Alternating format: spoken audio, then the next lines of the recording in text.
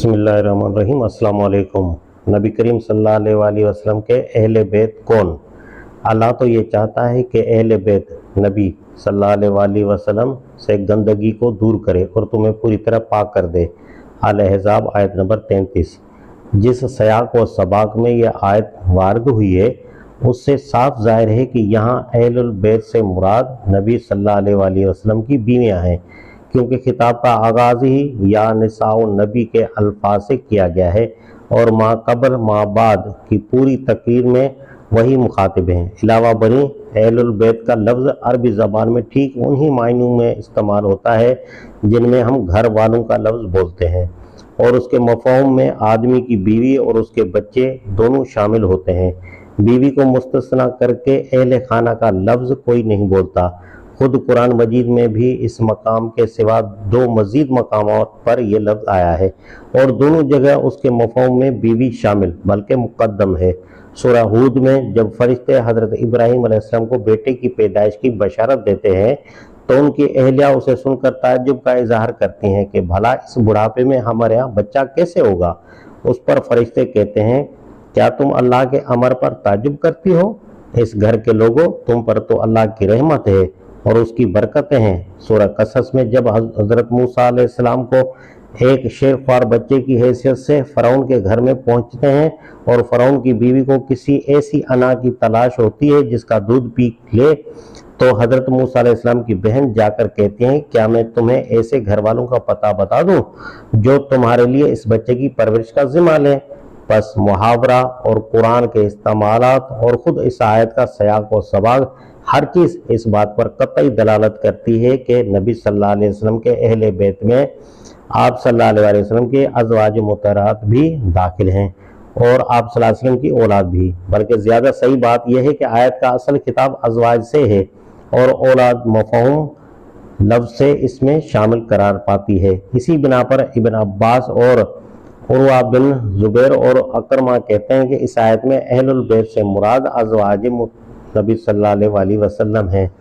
لیکن اگر کوئی کہے کہ اہل البیت کا لفظ صرف ازواج کے لیے استعمال ہوا ہے اور اس میں کوئی دوسرا داخل نہیں ہو سکتا تو یہ بات بھی غلط ہوگی۔ صرف یہی نہیں کہ گھر والوں کے لفظ میں آدمی کے سب اہل و عیال شامل ہوتے ہیں، بلکہ نبی صلی اللہ علیہ وسلم نے خود تصریح فرمائی ہے کہ وہ بھی شامل ہیں۔ ابن ابی حاتم کی روایت ہے کہ حضرت عائشہ رضی اللہ تعالیٰ عنہ سے ایک مرتبہ حضرت علی رضی اللہ تعالیٰ عنہ کے متعلق پوچھا گیا تو انہوں نے فرمایا تم اس شخص کے متعلق پوچھتے ہو جو رسول اللہ صلی اللہ علیہ وسلم کے محبوب ترین لوگوں میں سے تھا اور جس کی بیوی حضور صلی اللہ علیہ وسلم کی وہ بیٹی تھی جو آپ صلی اللہ علیہ وسلم کو سب سے بڑھ کر محبوب تھی۔ اس کے بعد حضرت عائشہ رضی اللہ تعالیٰ عنہ نے یہ واقعہ سنایا کہ حضور صلی اللہ علیہ وسلم نے حضرت علی رضی اللہ تعالیٰ عنہ اور حضرت فاطمہ اور حسن اور حسین رضی اللہ تعالیٰ عنہ کو بلایا اور ان پر ایک کپڑا ڈال دیا اور دعا فرمائی خدایا یہ میرے اہل بیت ہیں، ان سے گندگی کو دور کر دے۔ حضرت عائشہ رضی اللہ تعالیٰ عنہ فرماتے ہیں کہ میں نے عرض کیا میں بھی تو آپ کے اہل بیت میں سے ہوں، یعنی مجھے بھی اس کپڑے میں داخل کر کے میرے حق میں دعا فرمائے۔ حضور صلی اللہ علیہ وسلم نے فرمایا تم الگ رہو، تم تو ہو ہی۔ اس سے ملتے جلتے مضمون کی بکثرت احادیث مسلم، ترمذی، احمد، ابن جریر، حاکم، بہقی وغیرہ محدثین ابو سعید خدری، حضرت انس، حضرت ام سلمہ، حضرت واصلہ بن اسقع اور دوسرے صحابہ سے نقل کی ہیں، جن سے معلوم ہوتا ہے کہ نبی صلی اللہ علیہ وسلم نے حضرت علی و فاطمہ اور ان کے دونوں صاحبزادوں کو اپنا اہل البیت قرار دیا، لہذا ان لوگوں کا خیال غلط ہے جو ان حضرات کو اس سے خارج ٹھہراتے ہیں۔ اسی طرح ان لوگوں کی رائے بھی غلط ہے جو مذکورہ بالا احادیث کی بنیاد پر ازواج مطہرات کو اہل البیت سے خارج ٹھہراتے ہیں۔ اول تو جو چیز صراحتاً قرآن سے ثابت ہو اس کو کسی حدیث کے بل پر رد نہیں کیا جا سکتا۔ دوسرے خود ان احادیث کا مطلب بھی وہ نہیں ہے جو ان سے نکالا جا رہا ہے۔ ان میں سے بعض روایات میں جو یہ بات آئی ہے کہ حضرت عائشہ رضی اللہ عنہ اور حضرت ام سلمہ رضی اللہ عنہ کو نبی صلی اللہ علیہ وسلم نے اس چادر کے نیچے نہیں لیا جس میں حضور صلی اللہ علیہ وسلم نے ان چاروں اصحاب کو لیا تھا، اس کا مطلب یہ نہیں ہے کہ حضور صلی اللہ علیہ وسلم نے ان کو اپنے گھر والوں سے خارج کرا دیا تھا، بلکہ اس کا مطلب یہ ہے کہ بیویاں تو اہل بیت میں شامل تھیں ہی کیونکہ قرآن نے انہی کو مخاطب کیا تھا، لیکن حضور صلی اللہ علیہ وسلم کو اندیشہ ہوا کہ ان دوسرے اصحاب کے متعلق ظاہر قرآن کے لحاظ سے کسی کوئی غلط فہمی نہ ہو جائے کہ یہ اہل بیت سے خارج ہیں، اسی لیے آپ صلی اللہ علیہ وسلم نے تصریح کی ضرورت ان کے حق میں محسوس فرمائی، نہ کہ ازواج مطہرات کے حق میں۔ ایک گروہ نے اس آیت کی تفسیر میں صرف اتنا ہی ستم نہیں کیا ہے کہ ازواج مطہرات رضی اللہ تعالیٰ عنہ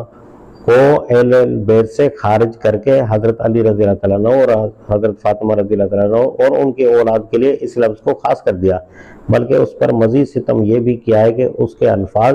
اللہ تو یہ چاہتا ہے کہ تم سے گندگی کو دور کرے اور تمہیں پوری طرح پاک کر دے، سے یہ نتیجہ نکال لیا کہ حضرت علی و فاطمہ اور ان کی اولاد انبیاء علیہ السلام کی طرح معصوم ہیں۔ ان کا کہنا یہ ہے کہ گندگی سے مراد خطا اور گناہ ہے، اور ارشاد الہی کی روح سے یہ اہل البیت اس سے پاک کر دیے گئے ہیں۔